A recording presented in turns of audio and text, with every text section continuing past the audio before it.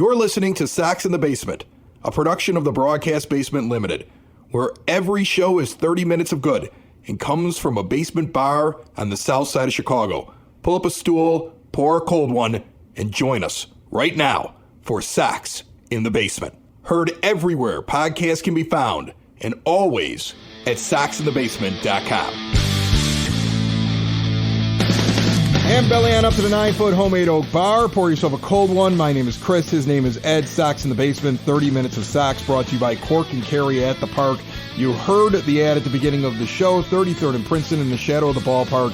The award-winning menu of burgers and ballpark favorites. 2-for-1 burgers when you dine in on Mondays for non-Sox home games.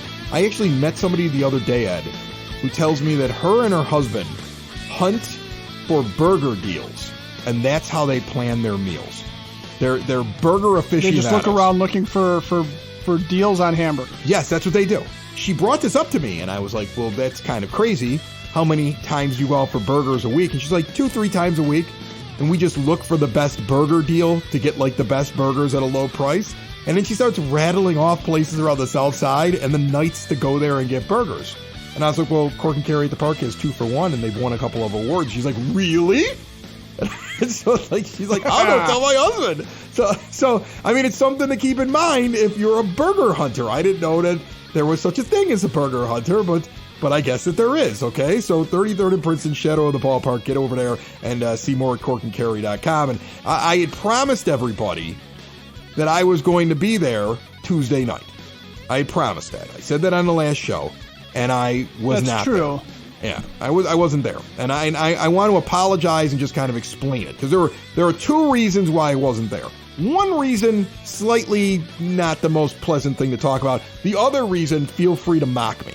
Okay, so we'll start with the slightly not really pleasant thing, and then we'll get to... So the thing I shouldn't mock you for goes first, and then I can mock you roundly at the end of this. Okay. Mock me on the second one, okay? So mock me on the second one. Okay, so here's the deal, guys.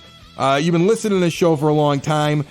You listen to me, you listen to Ed, you listen to us talk about the White Sox, you listen to us every once in a while, refer to our families. I talk about my kids, I talk about my life here, I talk about the 9-foot homemade oak bar. You see us out in public, and I will tell you this has been the most difficult month that I've ever had in my entire life. And I do not want to get into it too deeply, but I will tell you some very simple facts about what has happened in the last month, just because I want to explain why I flaked on everybody at Cork and Carry at the Park. Because I was going to buy beers. I didn't even tell the guy over at Cork and Carry at the Park this yet, and I feel bad he's going to find out on the show, but it's just been so difficult to explain what's happening here without, one, getting emotional, and two, getting worn out by just talking about it ad nauseum. So I'm just gonna do it right now, break the seal, be done with it, and then we can all move on.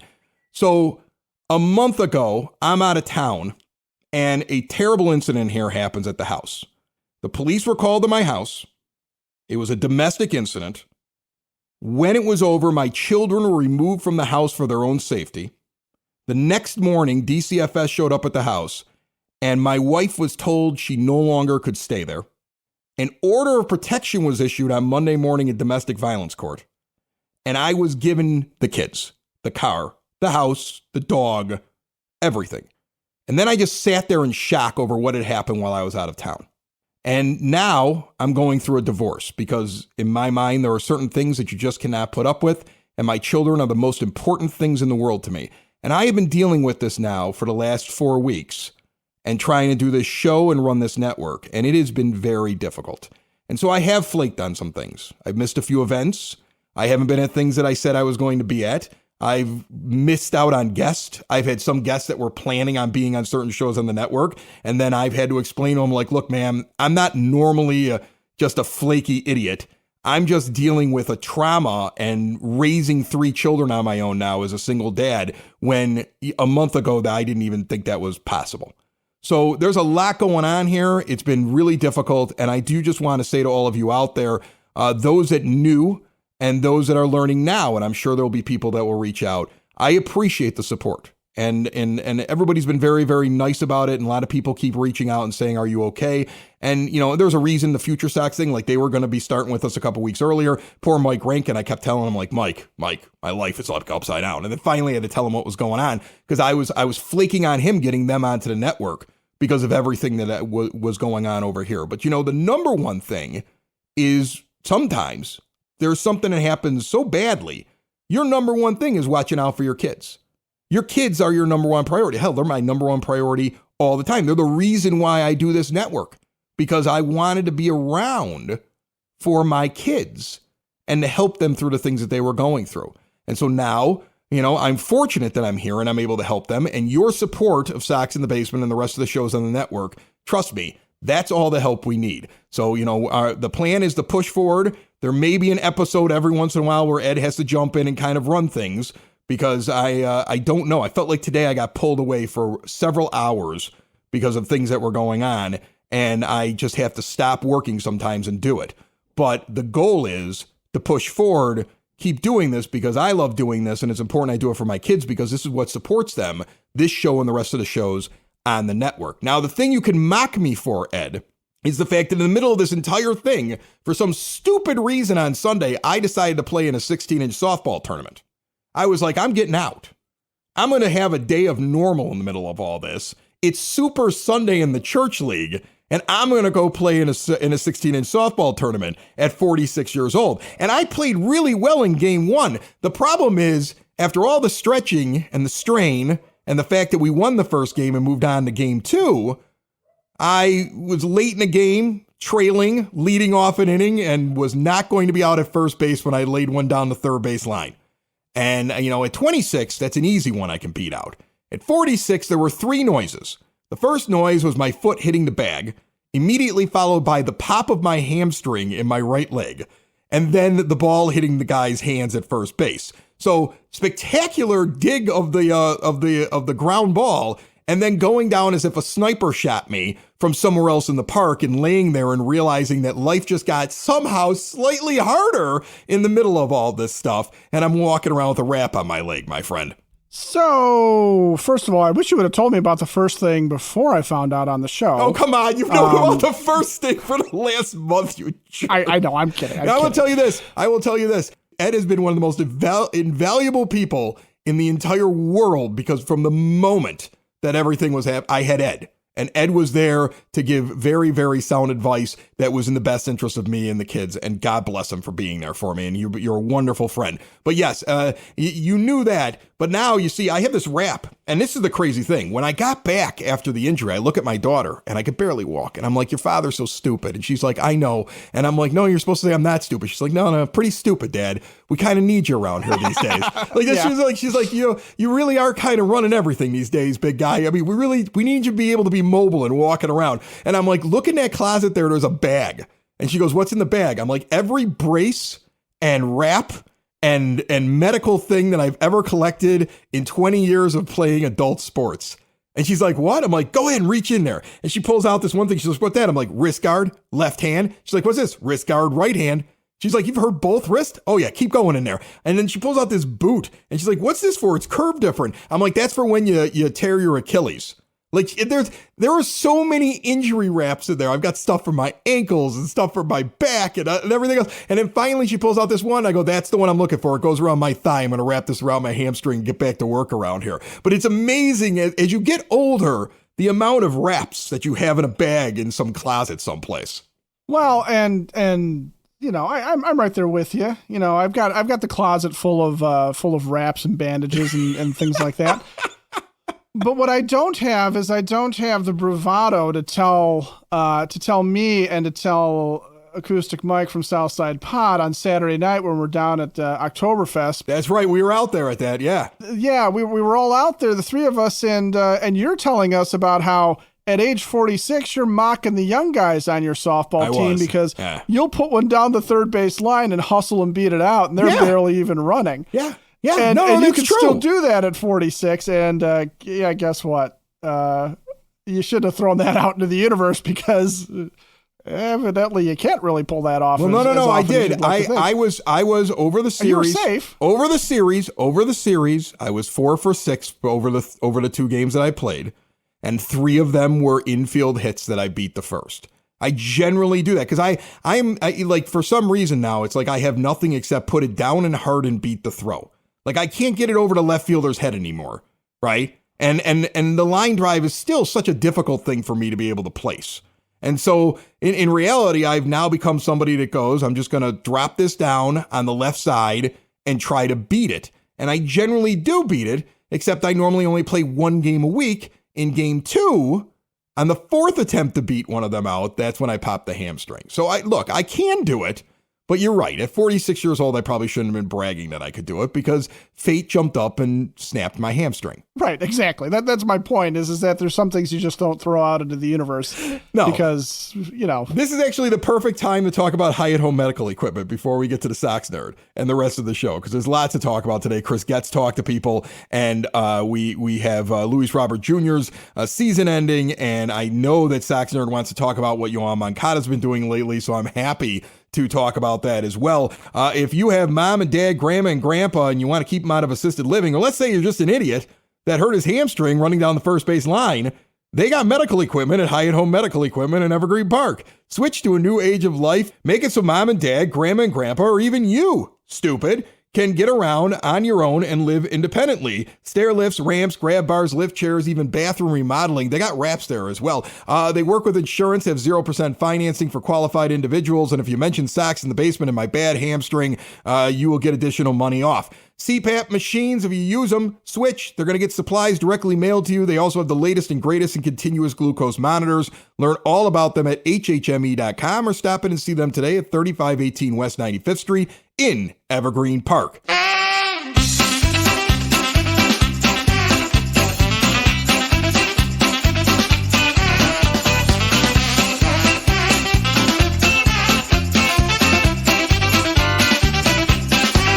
Joining me on the phone line right now, our good friend, Dave Marran, the Sox Nerd, who's getting ready to wrap things up over there at the ballpark. What's the process like? Like, on the last day, Dave, do you just flip off everything that has to do with the scoreboard and not think about it until the next year? No, I do think about it. That's a great question. Yes, I think about it constantly. I'm constantly trying to come up with new stuff, new information, new stats. But yes, I will leave the control room for the last time on the last day of the season and probably not come back until late March when we fire it up again for good. Do they keep in contact with you? Like, hey, we're adding this, or hey, we're changing this, in case you have to go in and get used to something?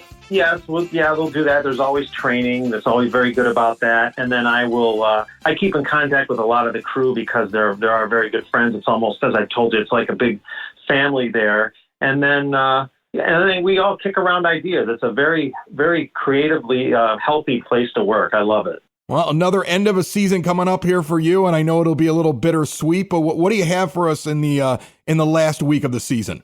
Chris, one of the few bright spots of the White Sox trudge to the finish line has been the play, dare I say, reemergence of Yoan Moncada. After a promising start with a 308, 325, 564 slash line in April, Moncada really struggled, hitting a paltry 152 in a 30-game injury-interrupted stint from May 22nd to August 7th. From there, Moncada has been the player we were all hoping he could be, or the player he was in 2019 when he hit 315 with a 367 on-base percentage, 548 slugging percentage, and 25 homers. During the second-half surge, Moncada is slashing 312, 349, and 522 with 6 home runs in his last 38 games. In that run was a streak where he reached base in 26 of 29 games and homered 3 games in a row. Through it all, the good at-bats and the bad, Moncada's defense has been solid, if not spectacular, at third base. The Sox could be entering a pretty productive window with Moncada. Heck, Frank and Ozzie were singing Yoan's praises on a recent postgame show. Moncada is signed through the next season with a team option in 2025, so he will be in the proverbial and all-important contract year next season. Getting nerdy with it, I like Moncada because he gives me good material for the scoreboard as one of the more prolific switch hitters in team history. He is third among Sox switch hitters with 91 home runs, and number 2, Ray Durham, at 106, is clearly within reach next year. In order to supplant Jose Valentin's Sox switch hit record of 136 homers, Moncada will probably need that aforementioned option year. In addition, Moncada ranks in the top 10 in every major statistical category among Sox switch hitters except steals, average, and OBP. A brief follow-up on last week's zinger, Dylan Cease did reach the 200 strikeout plateau last weekend in Boston, making him just the third hurler in Sox history along with Ed Walsh and that cut-up Chris Sale, to reach that number 3 years in a row. My zinger? On Saturday in Boston, the White Sox recorded their 264th 1-0 win in their history, 266 if you count the World Series. Luis Robert Jr.'s homer was responsible for the win, making him just the 7th player in Sox history with homers in 2 1-0 Sox wins. The others are Taffy Wright, Jim Landis, Ed Herman, Carlton Fisk, Frank Thomas, and Jim Thome. I could talk all day about 1-0 Sox wins, but I'll spare you that today. That's it, Chris. More than you probably wanted to know about Yoan Moncada, slash lines, switch hitters, and Taffy Wright. Do you trust Yoan Moncada? Because I don't. Nerd seems to trust him, Ed, but I don't. I wouldn't trust him further than I can throw him, and with our various backs and hamstrings, we shouldn't be throwing anybody. No, clearly. So, yeah, clearly not. No, here's why I don't trust Yoan Moncada. I don't trust him because it's still, at the end of the day, he's had one good season as a member of the White Sox. One really, where he really showed what we thought we were getting from the former top prospect in all of baseball. And the other thing is that, he started out this year okay, but, he faded with the team. And when they still had some whiff of a prayer of turning this thing around, that's when he vanished this year. Because you look at his stats, he finishes up May 265 with a 730 OPS, which isn't, by the way, not generational talent for a third baseman. Okay, not a guy that you're sitting there going, this is the ultimate weapon in the middle of my lineup. That's competence. Maybe. A 730 OPS generally falls right around where the league OPS averages. You see it sometimes at 725 and sometimes at 732. He's basically an average OPS just for that month, even though he was below average this year with a 705 and a 256 average, even after you throw in his Renaissance month or whatever it is. Well, but here's the problem with the whole Renaissance month. This is your starting third baseman, the guy that's supposed to be one of your foundational pieces.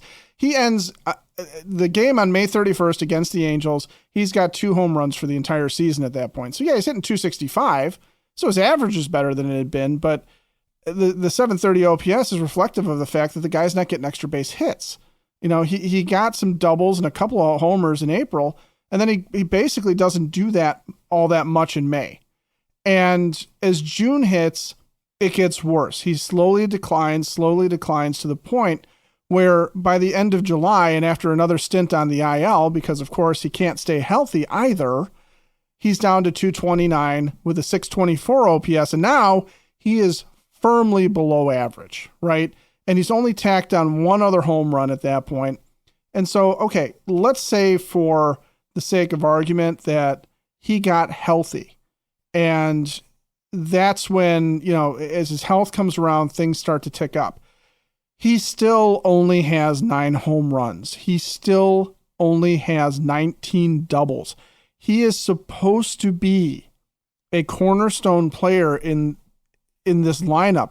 And your third baseman is supposed to be somebody who hits for power, right? This is a power hitting position. And he was dog meat as a second baseman defensively. He could not handle that position. So he's hitting like a somewhat competent second baseman, but he's playing a power position. And I don't have qualms about him defensively, but this is not a $25 million man, even though he's rebounded to 256 and his OPS for the season is still 705. I know he's been hot this month. But no, I don't trust him. What I do like about this, though, is that maybe somebody else will think about trusting him in the offseason. Well, here's the thing. Nobody's going to give him that kind of money. I mean, Nerd is talking about, well, he's in a contract year because this is the last year before his option, so maybe we'll get like a great player here. He's really got to play well to be worth that much money, right? I believe it's $8 million. We've gone over this before, around $8 million. Some say $8.5 million. For every win above replacement. So for him to be worth it, he's got to be over 3 wins above replacement next year to be worth $25 million. And there's plenty of guys that get that actually outperform that. I mean, that's when you really got a good contract, but he's got to at least give you, let's say, realistically 3.5 wins above replacement. I don't see him doing that. And what's interesting when people make the argument of, well, he's good defensively. So you got to look at his defense and things like that, right? I think of a guy, I went and I looked up somebody today, And, a little bit of a better batting average than Yoan. A little bit of a better OPS. So, Moncada, look at what he did up to this point. And even kind of extrapolate it out. Let's say this is what he is, right? So what did he do in the last month? His OPS is in like 730, I think you were saying, in the last month or so. So let's take a look at a guy like a Brian Hayes, who's the third baseman for the Pittsburgh Pirates, a defensive-minded third baseman. He doesn't do anything spectacular at the plate, but his wins above replacement because of his defense will give him over 4 WAR this year, according to Baseball Reference. Okay, so here's a guy who actually impacts the game with his defense. Yoan Moncada is a serviceable defensive third baseman. He's not over there being Robin Ventura in his prime. He's not that. He's not Joe Creedy in the playoffs defense, because he's not giving that kind of an impact when you actually break down the numbers. So to me, I sit there and I say it'd be almost impossible for him to live up to the contract, and even the defense over there doesn't make up for the offensive shortfalls. In the end, he's not worth what he makes. He shouldn't be the third baseman on this team. And if Chris Getz would have been able to take control before Kenny Williams got rid of Jake Berger, it would have been interesting to see if Getz and a new regime would have said, we're going to play the best guy there because we don't care about the money that was given out by the last guy. That would have been interesting to see whether or not that would have happened, because Yoan Moncada essentially is going to be the third baseman because his best competition was dealt this year by a bitter ex-front office guy of the Chicago White Sox. Well, and if you're talking about, his defense is some sort of saving grace here, his defensive runs saved above average, and I'm going off of Baseball Reference here, is a -7. They need a solution at third base. I think you add third base to the list of places that the Chicago White Sox have to fill when we're going into the offseason if they want to compete next year, because you have a serviceable left fielder in Andrew Benintendi. You've got an all-world center fielder. You've got nobody in right. You still have no second baseman. First base is a project. Shortstop is a question mark, but I think you have to throw third and catcher into that. And basically, to get back to the point of Chris Getz not saying it's a rebuild, but not exactly saying that it's going to be a competitive team next year, they put themselves in a position where 7 to 8 spots on the diamond need to be replaced this offseason or soon. Yeah, well, that's not going to happen. I mean, that's why, again, you got to really not look at one 2025. I mean, look, you can't. I think Chris Getz sitting in front of the media is very different than if you had Chris Getz sitting next to you, like in a pub or like in a brewery or something like that. Like or at a 9-foot homemade oak bar talking to a couple of White Sox fans who happen to have a podcast and a couple of extra microphones. Just saying, Mr. Getz. Right, I know. But I mean, here's the thing. In front of the media, he's not going to sit there and say, you probably don't want to buy any tickets, folks, because we're not going to be that good in 24. Like, he's not going to say that. All right. Just like he's not going to say he's committing to Tim Anderson, because I think he understands that that's a bad move. And I don't think that's in the plans. It'll be really interesting. Like, right. I'm looking at what he's actually doing. I'm not looking at what he's saying right now because he doesn't want to telegraph anything. If he was sitting at Hailstorm Brewing Company with us, the official brewery of Sox in the Basement, and he was having something to eat at the Scratch Kitchen, open 11 a.m. for lunch, Tuesday through Sunday. They got smoked wings. They're really good, Chris Getz. You and me, we'll go sit down. We'll bring Ed too. We'll have some wings. We'll talk about what's really happening. And then we'll just tell everybody on Sox in the Basement if you're microphone shy. Maybe that's what he is. Maybe he's microphone shy.